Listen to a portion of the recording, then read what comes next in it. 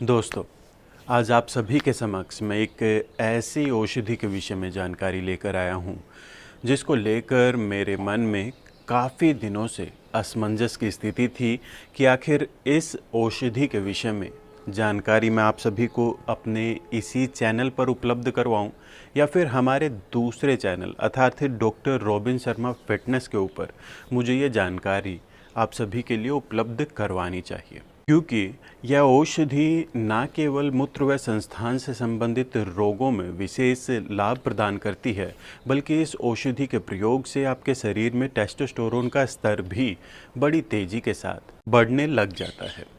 पर मुझे लगा कि इस औषधि के विषय में मुझे इसी चैनल के माध्यम से आपको जानकारी उपलब्ध करवानी चाहिए, ताकि यह जानकारी अधिक से अधिक लोगों तक पहुंच पाए, अधिक से अधिक लोग इसके माध्यम से लाभ की प्राप्ति कर पाए।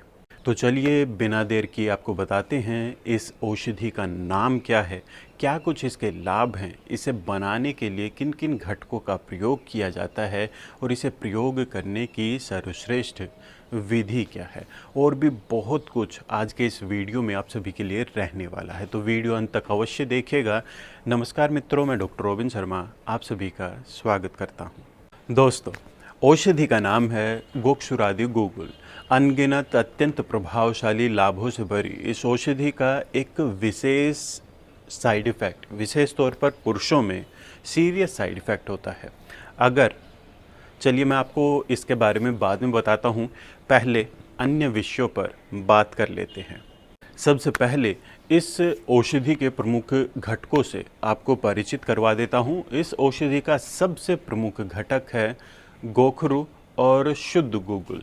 जैसा आप इसके नाम से ही समझ पा रहे होंगे, गोखरू जो अपने आप में सर्वश्रेष्ठ बल शक्ति में वृद्धि करने वाला वृक्ष्य रसायन है, साथ ही साथ पेशाब की मात्रा को बढ़ाता है, पेशाब अधिक लेकर आता है, सोजन को कम करने का कार्य करता है, जिसके चलते मूत्र व संस्थान से संबंधित अधिकतर समस्याओं में यह विशेष लाभ प्रदान करता है।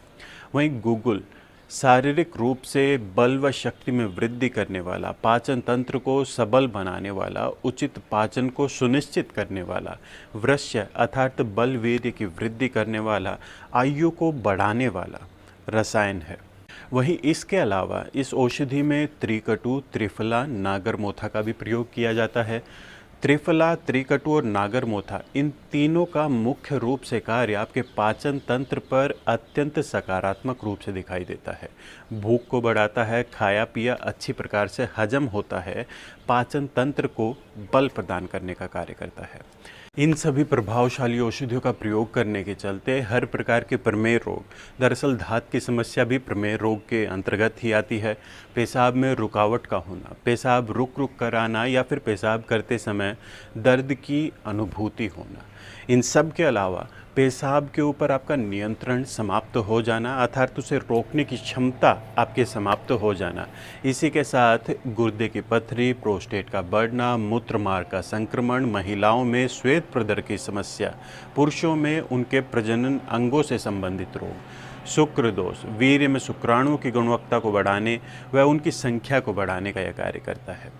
न केवल मूत्र व संस्थान से संबंधित समस्याओं में इस औषधि का सकारात्मक प्रयोग किया जाता है, बल्कि जोड़ों का दर्द, गठियाबा, हड्डियों की कमजोरी, हड्डियों का खोखला हो जाना, कोलेस्ट्रॉल की मात्रा का बढ़ना, high blood pressure, high uric acid level, जो आज के समय में बहुत से लोगों में आजकल के रहन सहन और खान पान के चलते लगभग बढ़ा ही रहता है, उसको भी यह नियंत्रित करने का कार्य करता है। और दोस्तों, मैंने अपने अनुभव में यह भी पाया कि टेस्टोस्टेरोन के स्तर को बढ़ाने का भी यह कार्य करता है, और काफ़ी तेज़ी के साथ यह टेस्टोस्टेरोन के स्तर को बढ़ाता है, और यह मैंने कई बार बहुत से रोगियों में प्रयोग करके अनुभव किया है, लाभ की प्राप्ति होती है।